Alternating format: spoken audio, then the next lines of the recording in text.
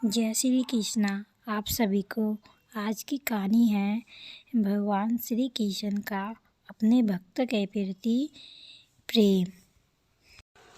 अगर भक्त का प्रेम सच्चा हो तो भगवान नंगे पैरों दौड़े चले आते हैं। वैसे तो भगवान श्री कृष्ण का कहना ही क्या है, आप तो जानते होंगे भगवान ने अपने भक्तों के लिए कितने रूप धरे हैं, अनगिनत लीलाएं रची हैं। इनका प्रमाण हमारे धार्मिक ग्रंथों में मिलता है।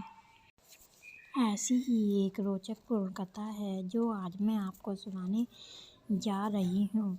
यह एक पौराणिक कथा है। एक बार की बात है कि एक नगर में एक राजा ने मंदिर बनवाया था और उसमें श्री कृष्ण भगवान जी की मूर्ति भी रखवाई थी, लेकिन उसने उसकी कभी पूजा नहीं की। पूजा करने के लिए मंदिर में एक पुजारी जी रखे गए। पुजारी जी नियमित कन्हैया जी को नहलाते और बड़े ही श्रद्धा भाव से उनकी पूजा अर्चना करते। राजा भी रोज एक माला भिजवा देता था और जब कभी राजा आता तो पुजारी वह माला श्री कृष्ण के गले में से उतारकर राजा को पहना देता था। ऐसा करते करते पुजारी जी की उम्र बीत गई। एक दिन राजा न आ सका और उसने फूलों की माला अपने सेवक के हाथों भिजवा दी और यह कहलवा दिया कि आज राजा नहीं आएंगे। तो पुजारी ने भी ज़्यादा इंतजार नहीं किया। पुजारी जी ने भी इस बारे में सोच विचार नहीं किया। उसने रोज़ाना की तरह कृष्णा जी को माला पहना दी। लेकिन जब शाम हुई तो पुजारी जी सोचने लगे कि आज मैं माला उतार कर किसको पहनाऊंगा।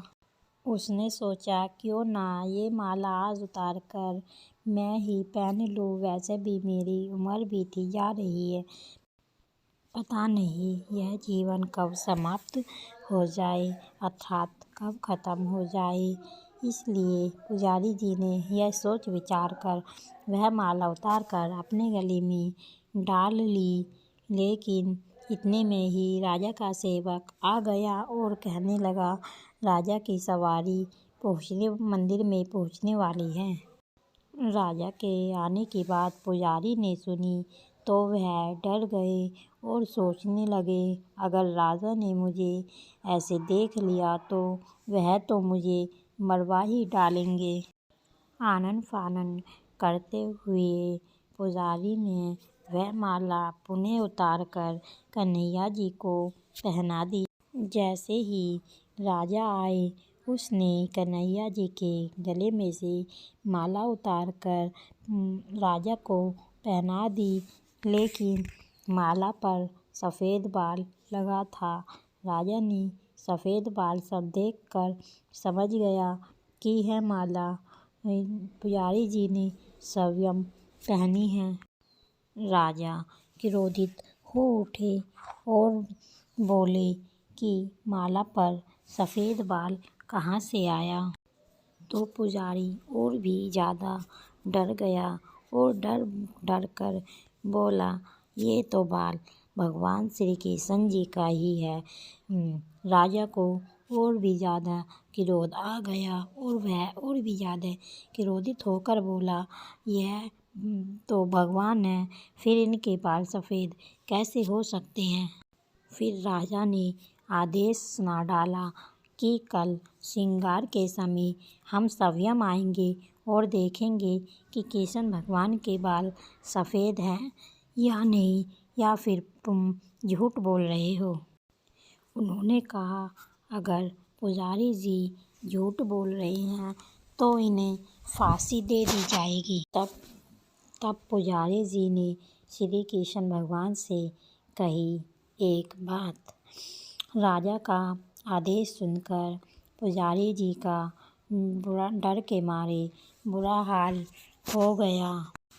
पुजारी जी सोचने लगा कि अब क्या करे, कहाँ जाए।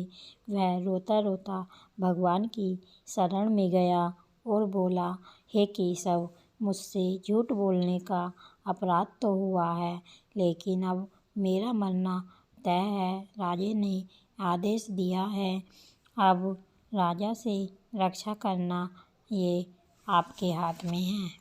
हे केशव, आपकी सेवा करते करते मैं वृद्ध हो चुका हूँ। मैं ऐसी गलती दोबारा नहीं करूँ। यही कहते कहते न जाने कब पुजारी जी की आँख लगी और सुबह हो गई। राजा जी भी वहाँ आ गए थे श्रृंगार के लिए।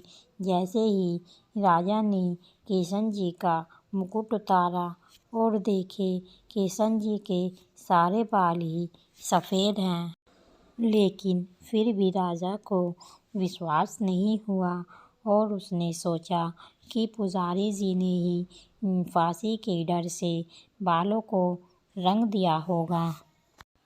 राजा ने सोचा क्यों ना श्री किशन जी का एक बाल तोड़कर देखा जाए। इसके बाद राजा ने श्री किशन जी का एक बाल तोड़ लिया। जैसे ही राजा ने श्री किशन जी का बाल तोड़ा, वैसे ही श्री किशन जी के सिर से खून की धारा बहने लगी। यह देखकर राजन भगवान से माफ़ी मांगने लगा और उनके चरणों में गिर गया। तभी मूर्ति से आवाज़ आई, हे राजन, तुमने सिर्फ एक मुझे मूर्ति मात्र समझा है, इसलिए आज से मैं तुम्हारे लिए केवल एक मूर्ति मात्र ही रहूँगा। लेकिन पुजारी ने मेरी सच्चे मन से और श्रद्धा से पूरी लगन से सेवा की है। इसकी अनन्य भक्ति को देखकर मुझे अपने बाल सफ़ेद करने पड़े। कन्हैया जी ने कहा कि भक्ति में कभी कोई संशय नहीं होना चाहिए और मैं अपने सच्चे भक्त की लाज तो कभी जाने नहीं देता। दोस्तों, इस कहानी से हमें यह सीख मिलती है कि हमें अपने ईश्वर पर पूरा भरोसा करना चाहिए। वह हमारे लिए जो भी करते हैं अच्छे के लिए करते हैं।